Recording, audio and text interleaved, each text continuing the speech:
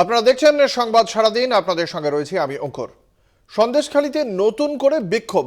সন্দেশখালী গ্রামে এমনই নতুন করে বিক্ষোভের ঘটনা দেখতে পাওয়া যাচ্ছে। আপনাদের জানিয়ে রাখি, পঞ্চায়েতের বউ ঠাকুরানী এলাকার তৃণমূল নেতা তথা প্রাক্তন প্রধান দিলীপ মল্লিকের বিরুদ্ধে বিক্ষোভ।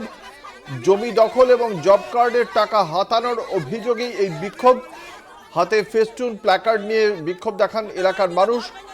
খবর পেয়ে বিশাল পুলিশ বাহিনী ঘটনাস্থলে পৌঁছয়। এই ঘটনাকে কেন্দ্র করে সাময়িকভাবে উত্তেজনা ছড়ায় সন্দেশখালীর ওই এলাকায়। আমাদের সঙ্গে রয়েছেন আমাদের প্রতিনিধি সঞ্জিত চক্রবর্তী। সঞ্জিত, ঠিক সুনির্দিষ্টভাবে কি অভিযোগ ছিল গ্রামবাসীদের এবং তার প্রেক্ষিতে এখনো পর্যন্ত কি পদক্ষেপ প্রশাসনের?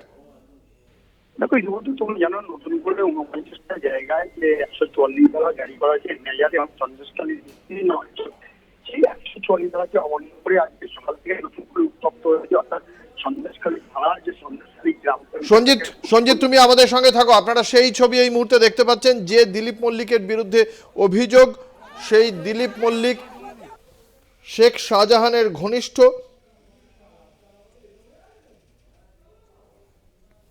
আপনারা দেখতে পাচ্ছেন সেই দিলীপ মল্লিকের ছবি। আমাদের সঙ্গে রয়েছেন আমাদের প্রতিনিধি সঞ্জিত চক্রবর্তী। সঞ্জিত, সুনির্দিষ্টভাবে কি অভিযোগ ছিল এই দিলীপ মল্লিকের বিরুদ্ধে এবং তার প্রেক্ষিতে দল বা প্রশাসনের কি পদক্ষেপ? দেখো, এই সন্দেশখালী গ্রামবাসীদের প্রাক্তন যে তৃণমূলের প্রধান ছিল দিলীপ মল্লিক, বর্তমানে তিনি সন্দেশখালী সমিতির ভিন্ন ভূমিকায় কর্মরত। তার বিরুদ্ধে যে উদ্যোগ ছিল এলাকায় জব কার্ডের টাকা নিয়ে আত্মসাৎ করা, বিভিন্ন দুর্নীতির সঙ্গে অভিযোগ এবং জমি দখল করা একাধিক অভিযোগ এবং নেওয়ার অভিযোগের ভিত্তিতে কিন্তু আজকে গ্রামে একত্রিত হয়ে তার বাড়ি, অর্থাৎ সেই সন্দেশখালী যে বউটা করবেন তার বাড়িটা আমরা যাও করে তার বাড়ি ছিল না, তিনি কর্মসূচিতে বাইরে রয়েছেন। এই নিয়ে সকাল থেকে বিক্ষোভ করে।